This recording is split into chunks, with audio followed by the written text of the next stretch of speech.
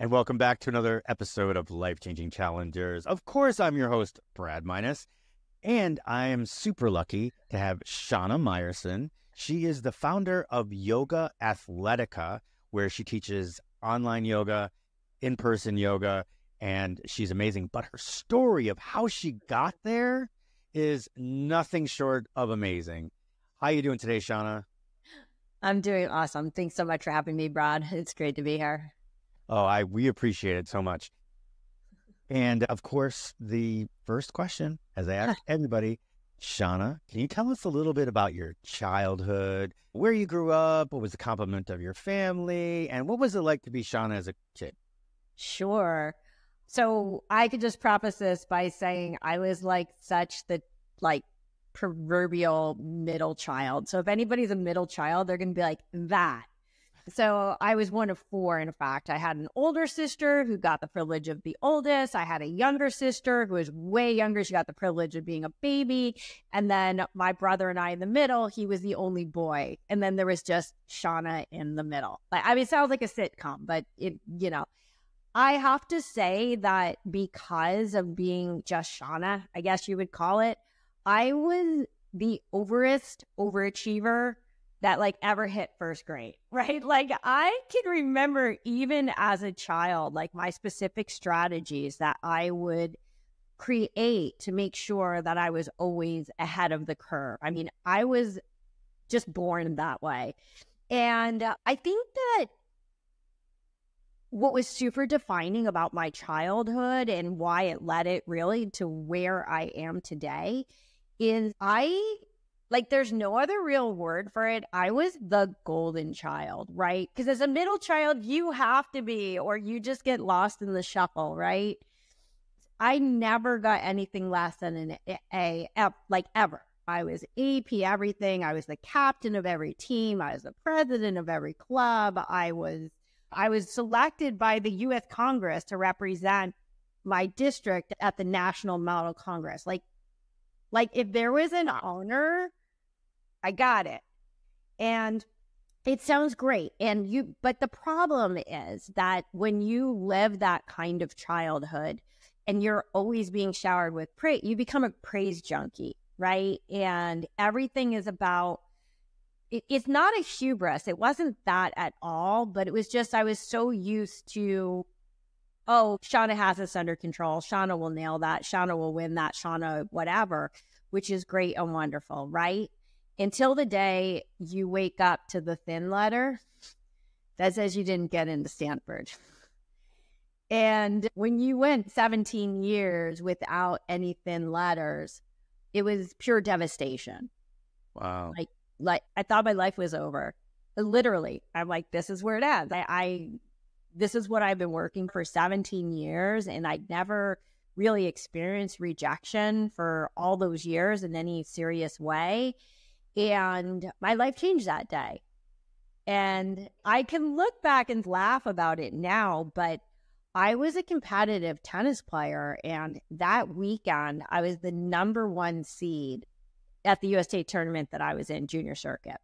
#1 seed, okay? I'm in my first match. I lost the first game. Now, if you know anything about tennis, right, there's a minimum of six games in a set, and you play a minimum of 2 sets, right? And I lost 1 game, and I walked off, and I never played tennis again for 25 years. That, when I say that my life just fell over, I could laugh about it now, and it was such a stupid, on every level, decision, emotional moment that I couldn't turn back from. But why is this important?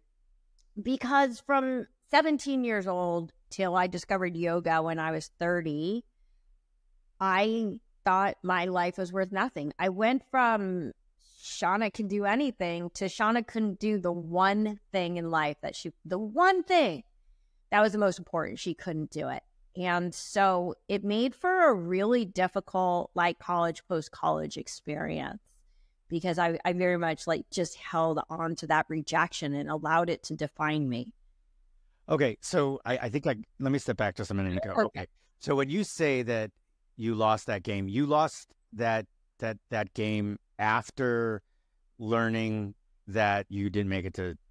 Okay, so the reason why you walked up. Okay, so I thought it was like almost two separate things. Like, okay, No, you it was did that everything right. You didn't get into Stanford. Yeah. Okay, all right. So because I was gonna say, I don't care how good you are, you're gonna at least lose one game a set.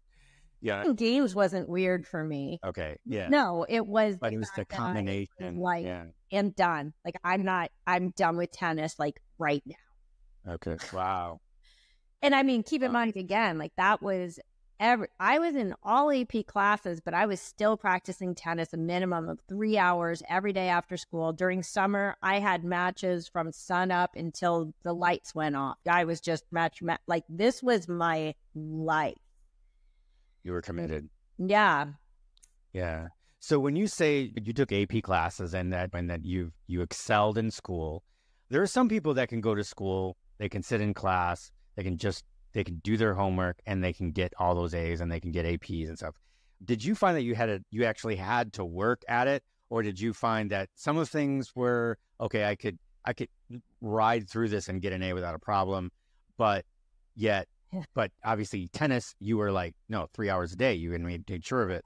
But in school, did you find that maybe school came easier, or did you work just as hard in school as you did with tennis?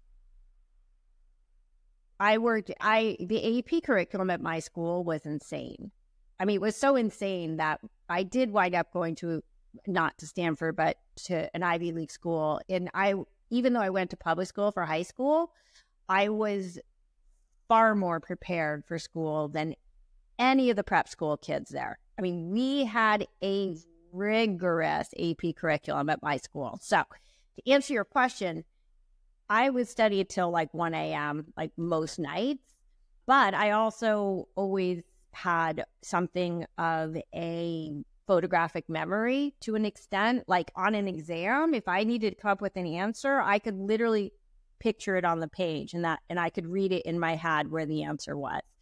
But it wasn't instant, but I did have that. If I read a page enough times, that I could literally tell you exactly on the page what the words were and what they said.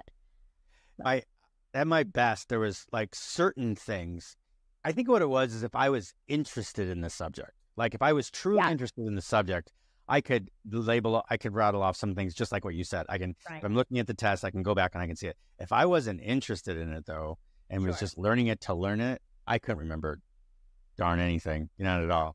But yet, and the reason why I asked this is that I have a nephew, and my nephew, when he went to school, would go to school when he was mainstreamed, and he would go to school and he'd sit in class and tests would come up 99%, 100%, 98%, 99%, never touched a book. Failed had to redo 8th grade because he didn't turn his homework in. But nailed all of the tests. Yeah. He just sit there and nail all the tests. But refused to do his homework.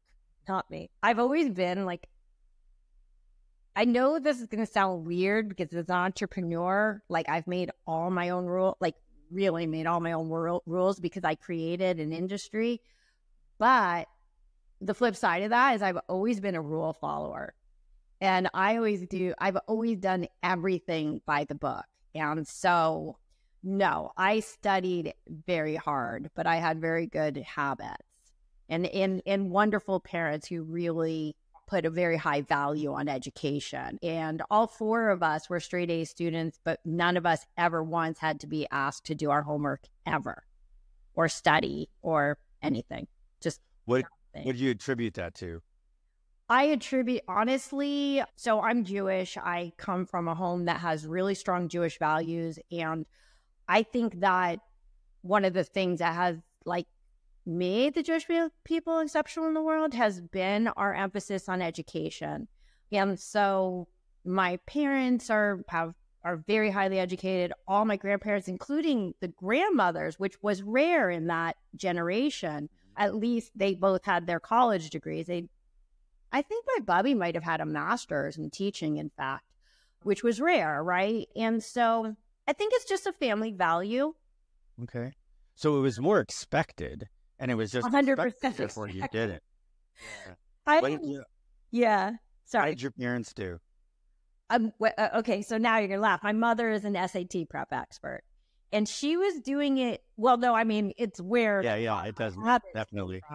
She was doing it in the 70s before SAT prep was a thing. Like there was no Princeton Review, there was no Kaplan, like none of this existed. She started teaching SATs in the 70s, which is one of the reasons why I rocked my SATs. Of course. Which didn't take advantage of your resources. Yeah, I got the highest SATs in my class, but I was sitting in it. So talk about overachievement. I used to sit in on her SAT classes like as often as I could since 7th or 8th grade.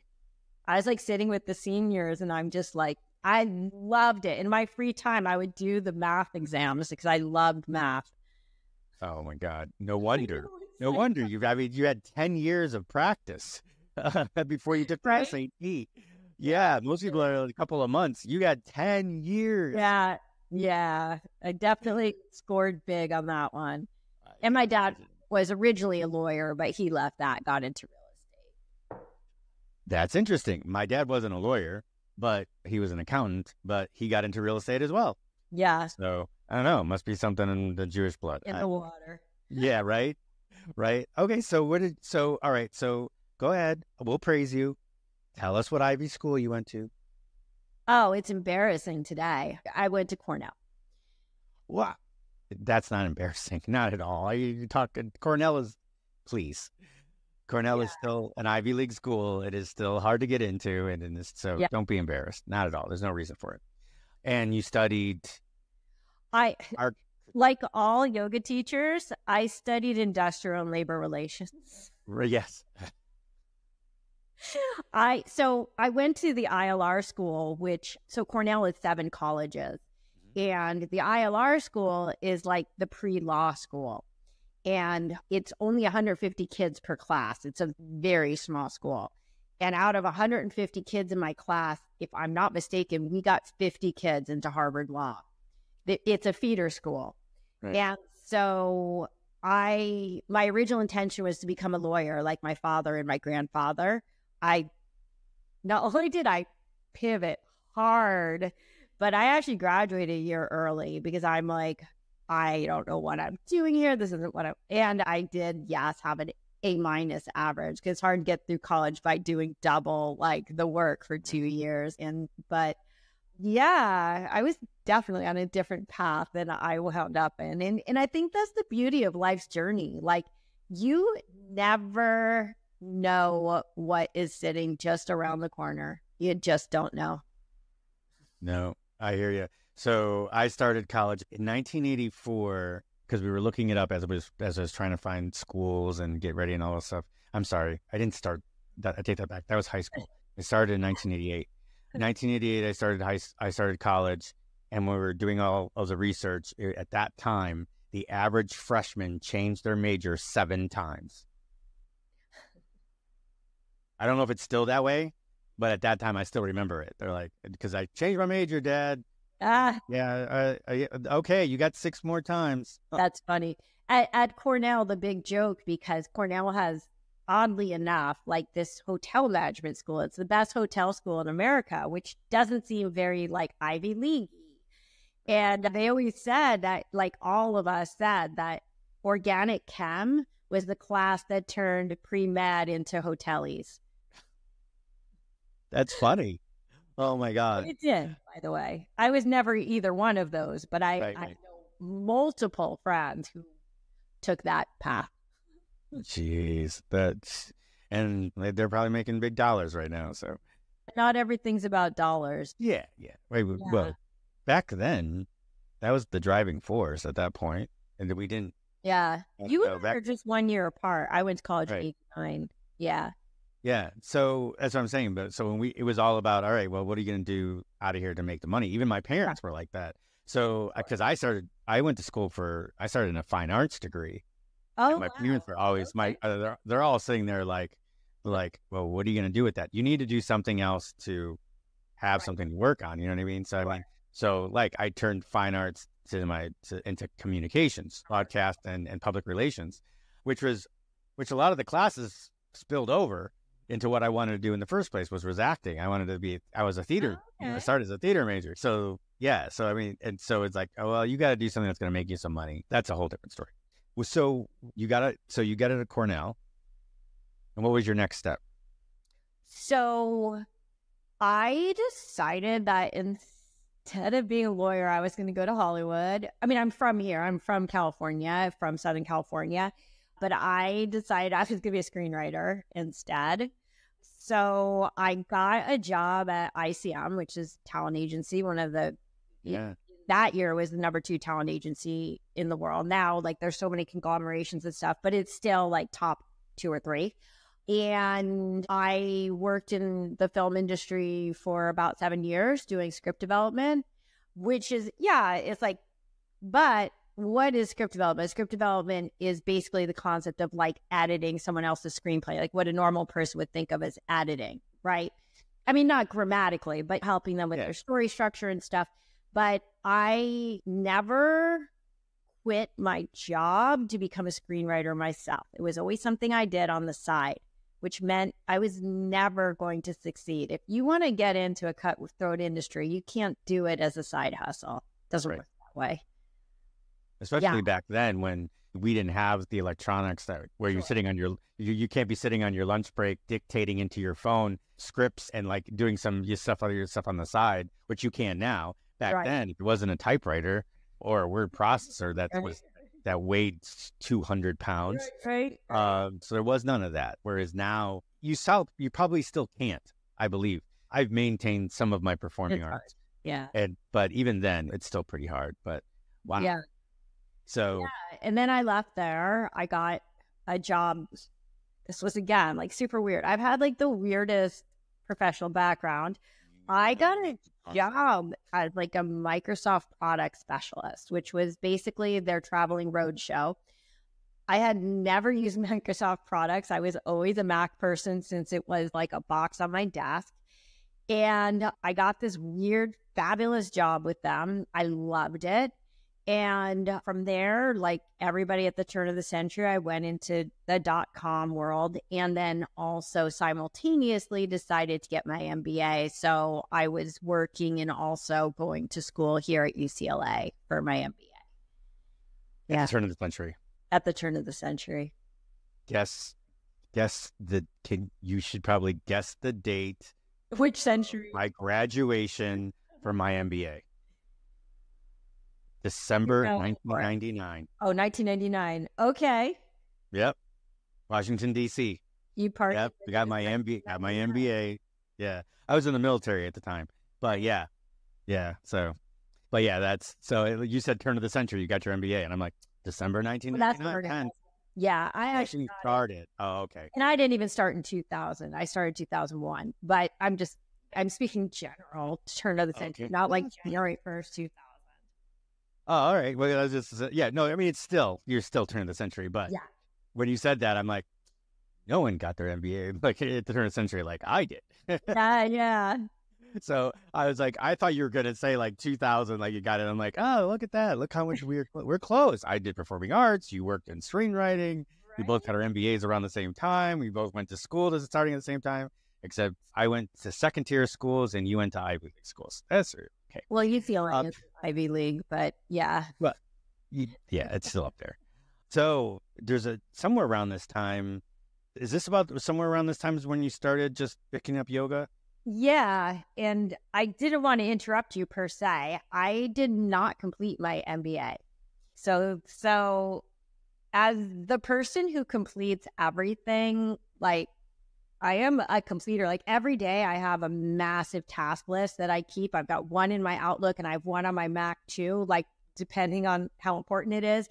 And I mark off every single task every single day. There is no sleeping until every task is done.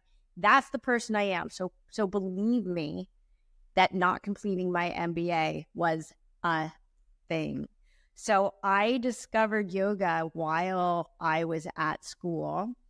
And I decided to So I'll fast forward and we can go backwards if we want to, but I was one of the first people in the Western world to teach yoga to children. I had a vision, and so I started this market. So now I had a job, I had started a new company, and I was getting my MBA all at the same time. And something had to give. It turned out it was two things. I left my career and UCLA because mini yogis got very big very fast. But do you want to hear the funny story? Yes. So mini yogis was very successful very quickly because I created a market. I had no competition. And I was halfway through my MBA program, and I was in a class with probably about 30 peers. And the professor, apropos of nothing, I mean, like out of it, nowhere, says to the class, and it was so weird, he goes, Ms. Meyerson is not an entrepreneur. He goes, simply teaching yoga to children does not make one an entrepreneur. And like your face. So the funny thing was, I was one of two entrepreneurs in the class. Like I was one of two people who actually had a business. And I stood up and I'm like, excuse me. I'm like, I created a product. Yeah. I created a market and I'm making a living at it. I'm like, what is your definition of an entrepreneur? And I walked out and I never went back. That was the end of my MBA. I decided that it wasn't serving me to be there. I wasn't appreciated. I did get this attitude from a lot of professors at UCLA who it was all about finance and they're like, yoga for kids. Like they thought it was ridiculous. Here's what's funny, Brad. 1 year later, I was the cover story for EntrepreneurMagazine.com. Oh, that was an FU to those friggin', that was great. That's fantastic. I love that. Yeah. Now, they were all electronic already at that point, but it was their top banner article. Yes, I sent it. I would have sent it to all of them. Well, I mean, the truth is that, like, first of all, the fellow students were very supportive of me. Like, your faith, like, when he said that, like, I'm telling you, the air was sucked out of the room. He literally dismissed everybody when I walked out because everybody was like, why would you say that? Like, that was so inappropriate.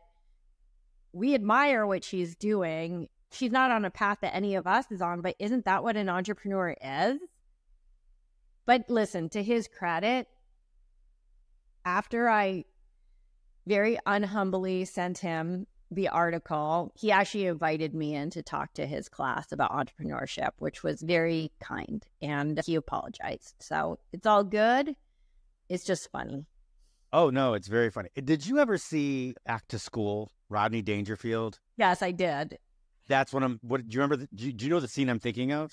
I don't remember much about it. I remember seeing it like in the last 10 years for a second time and going, wow, this is surprisingly funny.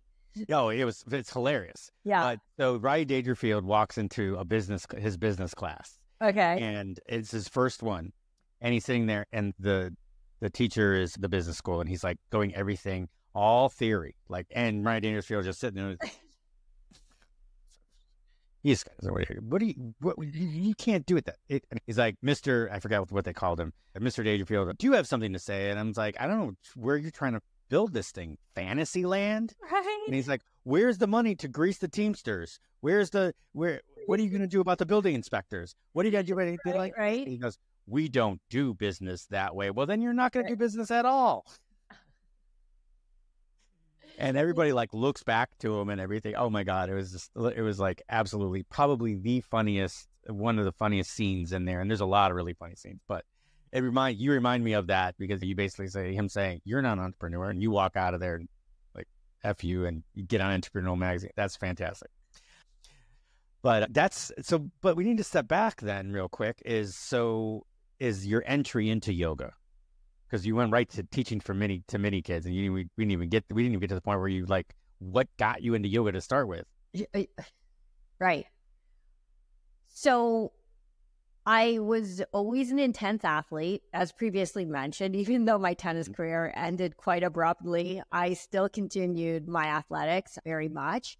And I one day was walking around my apartment and I ran into a piece of furniture. Yes, I'm old. It was a CD cabinet. If anybody knows what a CD is. And I broke my pinky toe. And so I couldn't do like the writing, the running, the biking, the things that I was used to every day. So as my foot was getting better and I knew I could stand on it, but I still couldn't wear a shoe and certainly couldn't do any sort of impact. I'm like, there was somebody at the gym, which I used to go at 4 to 7 every morning, who was telling me for years about this like yoga class I had to try. I'm like, right, yoga. Like I'm going to sit on the floor and hum. That sounds right up my alley. And when my foot was healing, I'm like, okay, maybe it's time to sit on the floor and hum. Like maybe I'll just try it. And so had you told me a minute before I walked into that yoga class that I would ever be a yoga teacher, much less for the last 22 and a half years, I would have laughed in your face. But that class, like I fell in love on such a visceral level. And if we can go full circle here back to like baby Shana, overachiever, golden child Shana, failure Shana, judgmental, my life is over Shana, walks into yoga Shana.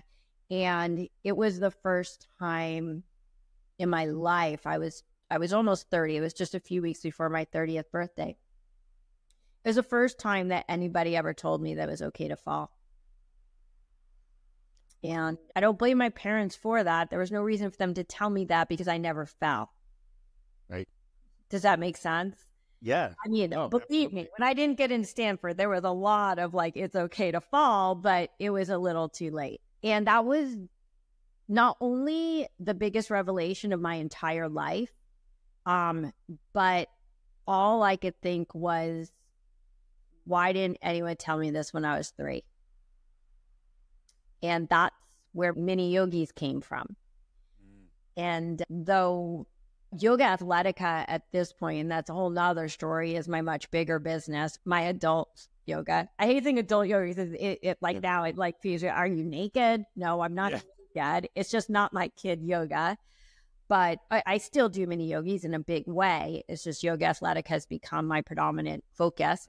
But that was really why I decided to leave my career and to leave business school and leave my perceived future 100% behind me. I didn't know if I'd ever earn another dollar. And back then, yoga instructors were earning an average of $17,000 a year. I was earning 6 figures within about 2 or 3 years maximum, and it paid off. What could I say? But let's go back one more time to remember how I said I was never willing to quit a job to become a screenwriter. Well, I quit everything to be a yoga teacher. And that's why God provides. When you say, this is who I am, who I need to be, and the message that I need to bring to the world, God's like, okay, here. I think, and God provides us with a route to passion. He doesn't give it to you, but he might give you the guiding steps to the route. I think that there's something to say about you hitting your pinky toe, right? And not being able to do anything. That's right. And still knowing that you were going to go to the gym either way, you're going to do what you could, and then providing you with a person just bantering you about going to yoga just to get you in that one time. Right. And for them to show you the path. And they showed you the path. And yeah, I just think that's the way to think about it rather than people, it might have gone a different way. You know, I mean, I've talked to some people that lost their jobs and it was out of desperation, picked up things like affiliate marketing. You know, because of the desperation, but then loved it. Right. And then made 3, 4, 5 times what they were earning in their job. Right. Did they have to go through some hard stuff? Yeah. And I imagine you did too. Sure. Well, you want to hear something else crazy? Sure. So what you're saying, like, yes, like everything is good news, bad news. You think something's really bad, but you never know where it's going to take you. And also life is very nonlinear. Everyone thinks like, oh, like I left this job, so therefore I have this job. It's not just that.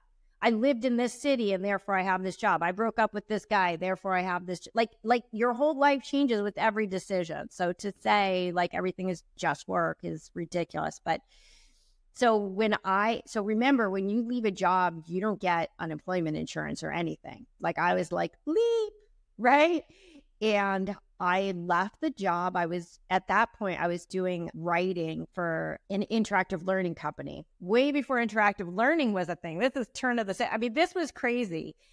And I left, and the next week, I get a call from somebody. This was before LinkedIn. I don't even know how this happened. And they said, we need somebody to write this project for us. Can you write it for us?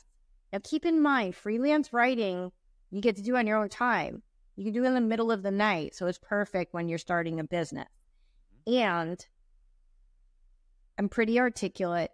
I'm a very facile writer. I had been a writer for many years. So when they're like, we'll pay you for whatever, 400 hours. I don't know what the project was anymore. This was 22 years ago. I could finish it in 50 and finish it really well. Because you have to revise if you don't. It's not like you could be like, oh, okay, here, bye, right? Right. And like to the day, basically, when that ended, I was earning as much teaching yoga as I had been at my previous job. Wow. Yeah. I'm telling you, God was like, it was a calling. It was a calling. Wow. I'm lucky. I'm blessed. Do you want to know something? We have such parallels. Yeah. My first job out of the military. Yeah. Okay. Sorry, second job. My second job out of the military, because I worked on contract. I worked for the Department of Labor. Okay. What they called the ADL Collab. Okay. Advanced Distant Learning. Oh. Collab. Oh. Right. Which have you ever heard? Have you ever heard of SCORM? SCORM. I don't know. And I can't remember the acronym, but it's modules, object. Anyway, it was the standard for interactive learning. So crazy. It was the start. I was on the board to make the standards. No way. For interactive e-learning. That's crazy. Yeah. Right? That's what I'm saying. I mean, the parallels are ridiculous. You want to hear something else crazy? Yeah. One of the projects I did, there was this Harvard professor named Gary Hamel, and he's an innovation expert. Like he talks about radical innovation. That's his area of expertise. And I had taken his book, not like for the company I was working for, not like I did it. It wasn't like freelance or anything. And I turned it into an interactive like learning thing. Do you know that when I went to UCLA for business school, the first book they assigned for me was the one that I basically wrote? Oh my God. I can't imagine you walking in there and you're and like spitting out stuff from the book and barely touching it. Well, I mean, I had memorized the book. I had to rewrite the whole entire thing into interactive format. Oh my God, that's crazy. That would have been the biggest laugh. It would have been the biggest, like, I can't imagine, like a relief. All right, well, I don't have to worry about this class. That's right. I'll leave this book. And I'll tell you something else. As part of that, I had to create a radical innovation for grocery stores, which is so random. You know what I thought of? Computers were pretty nascent back then. Right. But I'm like, people can send in probably fax. We were still using faxes back then. Their orders to a store. Somebody will gather their stuff and put it in a locker where they can pick it up. That's awesome. 20 years later, Amazon Locker comes out. Right. And our grocery stores are doing pickup. Sure. Where they're doing that exact same thing, except they're bringing them out to your car instead of you going to a locker. Yeah, but I was like the locker, the key, the code, the whole thing. Like, that's crazy. Yep. That's amazing. Absolutely. Yeah, I know. I'm a millionaire. Yeah. Oh, that's crazy. So you start mini kit. So what were you told us the idea for how you came up with yoga mini yogis. Yeah, you told us that idea. And then at what point did you turn or move mini yogis into YOGAthletica? Well, I mean, I was doing them simultaneously. Oh, they came in together. Okay. So I have so many stories. I don't know if you want to hear all my stories. Of course. That's why we're here. We want to know. These where the nuggets come from. Okay, this is funny, actually. So I decided I was going to start mini yogis, and I was looking for a niche, right? Like, who am I going to send this to? And I decided, I mean, this is so weird. I'm like, what circles am I in? Like, who can I market to? And I came up with Jewish. Like, that was like the best I could come up with. Okay. So I made this flyer and it said, putting the Om back in Shalom. And I did, yes, a fax blast. Okay. Because this was like 2001, 2002. And I just sent it to like all the temples that had like preschools, right?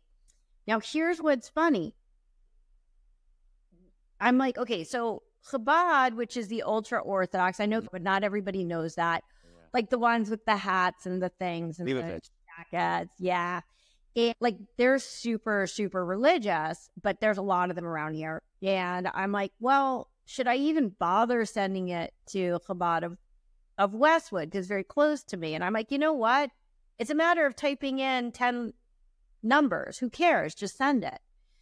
So I sent it.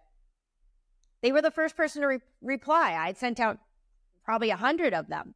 The rabbi calls me immediately and he says, my wife was just telling me she wants to start yoga. Do you work with adults?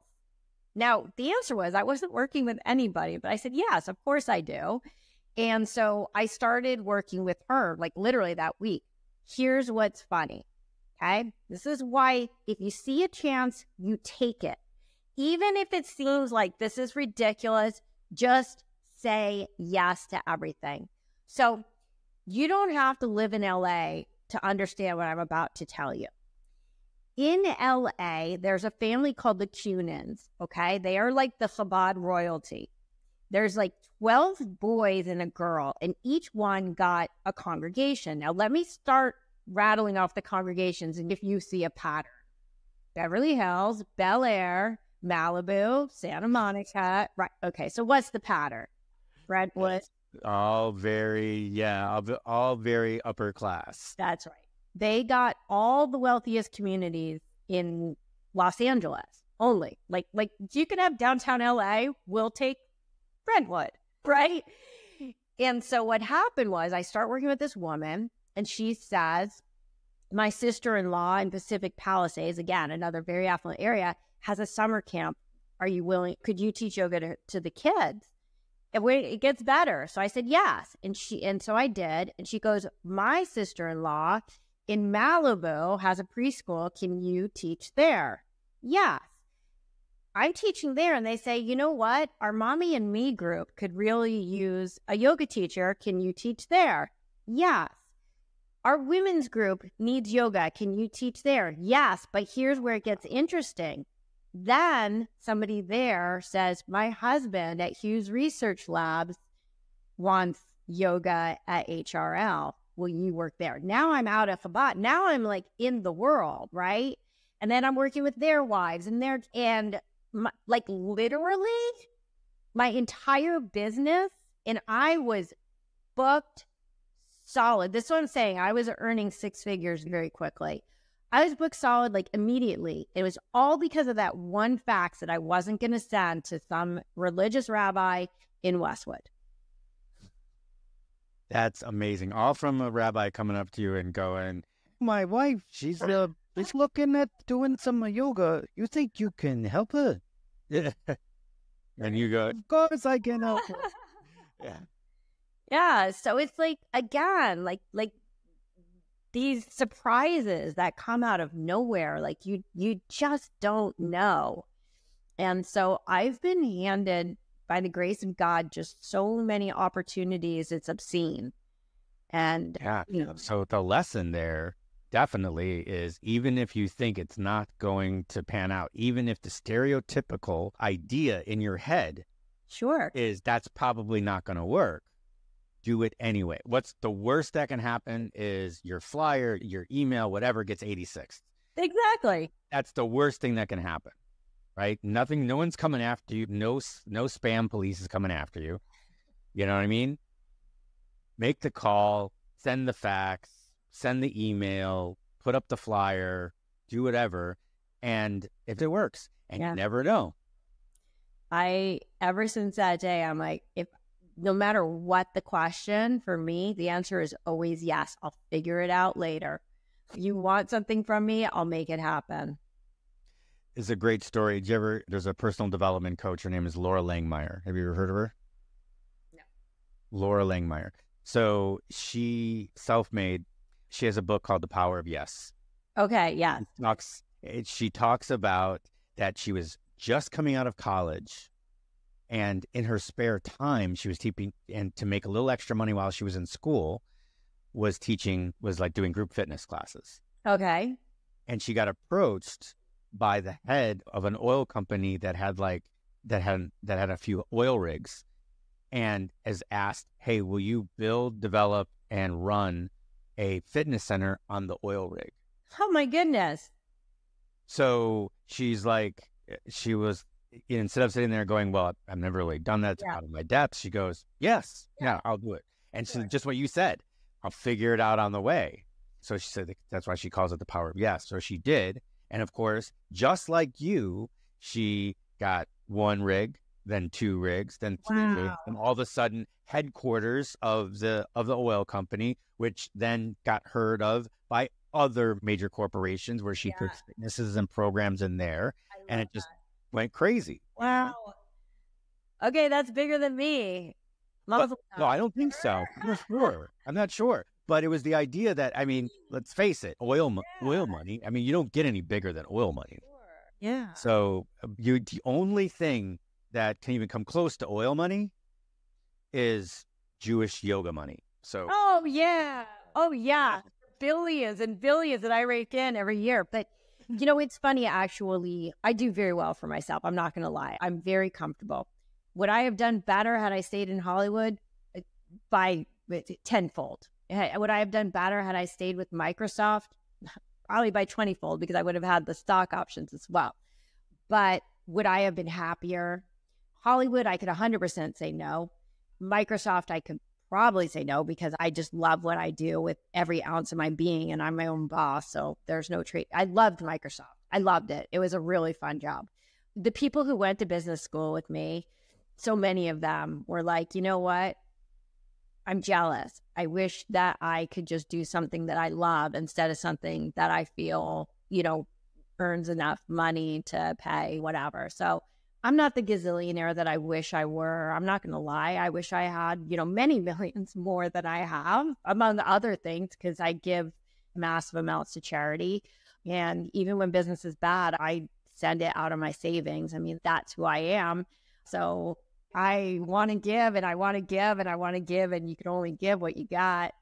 So there's that. But listen, I think it's really important to understand that there are intrinsic values to the work that we do, and there's extrinsic. And I think we get so wrapped up in the financials that just go to bed each night and say, you know what, God, there are people who don't have roofs over my head. I may not have like the most fabulous, most spectacular, most whatever house in the world, but man, I got a house.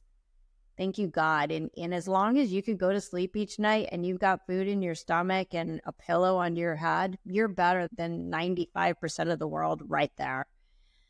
So I've got everything I need. Yeah. If you love what you do, you'll never work a day in your life. That's right. So I always was brought up, and I always thought, and for a long time, I thought it was an excuse, was that I just want to be comfortable. I don't want to have to worry about food. I don't have to worry about it. I don't have to worry about a roof. I don't have to worry about a car. I don't want to live paycheck to paycheck, and I'm just comfortable. And that's where I am. That's where I am now. Now, the money side of my brain, the MBA side of my brain says that's an excuse. The other side of my brain says, you know what, though? I'm comfortable. I'm I'm good at what I do, both for money and for happiness. And that's all right with me. You know what I mean? So I work a 9 to 5. I have a 40-hour job that I do in IT. It's not a bad job. I don't mind it. I always thought there's like when the alarm wakes up in the morning, there are 3 types of people. There's a person that wakes up and goes, it's another day. Let's bang this sucker out. I am ready to freaking rock and roll. There's the middle guy that the alarm goes off and it's like, all right, I got to go to work. I don't mind going to work, but I'd rather not go, but I don't mind it. Sure. And then there's the third guy who just keeps hitting the snooze bar because he wants nothing to do with what's going on. Does not want to go to work. Is everything about going to work is a hassle, is a chore, and is just miserable, right? And number 2 is okay. Hopefully that's a transition, but you want to be that number 1 guy. You want to be that number 1 person. 100%. Yeah. And it sounds like you are that number 1 person. I'm number 1. Right. No, exactly. See? I'm still singing your praises, Shana. Thanks. So you're still getting it. You're not 17 anymore, but I'm still singing praises. So. Thank you. Thank you very much. So let's cap this off with, give me, if you met someone who is on the verge, right? Maybe they've got a job that they're not so crazy about. They don't mind doing it, but they have a side hustle that if they were able to put all their time into it, they could probably do something with it and make that their living. What are the top 3 pieces of advice that you would give them? Oh boy. Putting you on the spot. Totally. Yeah. No, I mean, honestly, I think that if you're going to leave everything behind, make sure that you're willing to go balls to the walls. There's no 50% when you're leaving your life behind, right? So that would be number 1. Number 2 is you have to trust in yourself. And I think that so many of us are so dependent on other people, either recognizing or validating us, that we second guess our own power and our own awesome. So number 2 is don't worry what anybody says. You need to follow your vision, but you've got to believe in your vision, because otherwise it's just a daydream. And number 3 is you need to commit to making yourself better every single day of your life. If you want to do something that's better than what you're doing today, you're going to have to be better or win the lottery. Can I give 4 tips? Number 4 is win the lottery. All right. Yeah, no, that's great. That's fantastic. So balls to the wall, 100% commitment, no matter what. Believe in yourself, believe in your vision, no matter what anybody else says. And you got to keep learning. Keep learning. Don't rely on what you already know. And you might be the number 1 person in your field or in your business. You still got to keep learning. 100%. It doesn't stop. There's no space for complacency and excellence. They don't go together. And the only way out of it is number 4, and that's to win the lottery. So I'm working on that too, believe me. Oh, are we all? Especially what it's now. It's like 7 weeks or something. 7 weeks without a winner, and it's at $1 billion. That's crazy. So anyway, Shana, thank you so much for joining us here. I think there's a lot of great stuff that you gave, a lot of well-deserved nuggets for people that, hey, if you're looking for that new next step, that new life, that new version of yourself, or just to level up 1 level, there is a lot of information in this episode that Shana gave us. Shana, where would be the best place for people to talk to you, ask questions, see what you're up to? What's the best place? Sure. I do live in the technology age. So if you go to YOGAthletica.com, and you got to make sure you spell it correctly, because though I do own the registered trademarks, so many people have stolen my name and taken variations of it. So it's just 1 A in the middle. But if you go to YOGAthletica.com, you'll see all my links to all of my programs, to all of my social media, to my YouTube, to all the things. And so, it's your one-stop shop if you want to find it. Excellent. And we will put that in the show notes. So you will all have that. And I'll probably pull the YouTube channel and all that, and I'll put that as separate just so if you just want to go there, you can. So again, yes, perfect. YOGAthletica, and check that out, and check out Shana.